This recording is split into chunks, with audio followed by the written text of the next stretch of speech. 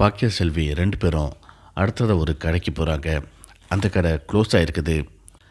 இந்த கடைக்குள்ளே இருக்க சொல்லியிருக்காரு ஓனரு, இப்போ வந்துடுவார் அப்படின்னு சொல்லிட்டு பாக்கியா சொல்கிறாங்க. அந்த கடையை சட்டரை தூக்கி விட்டுட்டு 2 பேரும் உள்ளே போகிறாங்க. உள்ளே போனால் சின்ன கடையாக இருக்குது. அந்த கடையை பார்க்கும்போது ஏற்கனவே அங்கே ஹோட்டல் நடத்தியிருக்காங்க அப்படிங்கிறது நமக்கு புரியுது. செல்வி இதை பார்த்துட்டு, என்னக்கா இது ரொம்ப சின்ன இடமா இருக்குது, இந்த இடம் நமக்கு போதுமா அப்படின்னு சொல்லி கேட்குறாங்க. இந்த இடம் நமக்கு கண்டிப்பாக போதும்.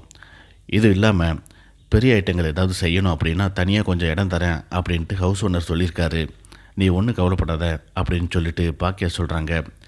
இல்லைக்கா, எனக்கு என்னமோ இந்த இடம் பிடிக்கவே இல்லை, வாக்க வேறு இடம் பார்ப்போம் அப்படின்ட்டு செல்வி சொல்கிறாங்க.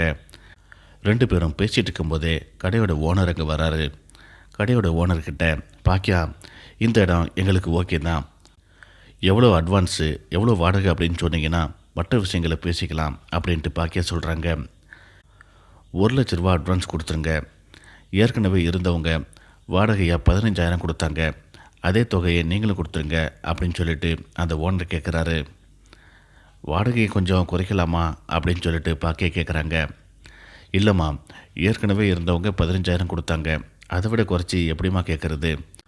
உங்களுக்கு சந்தேகம் இருந்தால் அக்கம் பக்கத்தில் வேணால் விசாரித்து பாருங்களேன் அப்படின்னு சொல்லிட்டு அந்த கடை ஓனர் சொல்கிறாரு. ஏற்கனவே இங்கே கடை வச்சுருந்தவங்க எதுக்காக காலி பண்ணி போனாங்க அப்படின்ட்டு பாக்கியா கேட்குறாங்க. அவங்க 6 வருஷமாக இதே இடத்துல தான் கடை வச்சு நடத்திட்டு இருந்தாங்க. அவங்க இதை விட பெரிய ஒரு ரெஸ்டாரண்ட் ஆரம்பிச்சிட்டு இதை காலி பண்ணிட்டு போயிட்டாங்க. அதே மாதிரி நீங்களும் அடுத்த லெவல் போகிற வரைக்கும் இங்கேயே நீங்கள் கடையை நடத்திக்கலாம் அப்படின்னு சொல்லிட்டு அந்த கடையோட ஓனர் சொல்கிறாரு.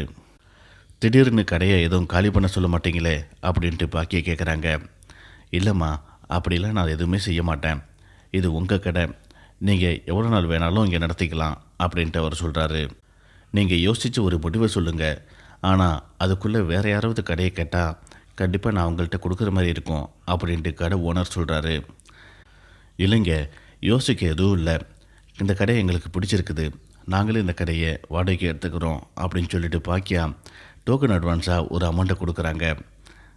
இதோட இந்த ப்ரோமோ முடியுது.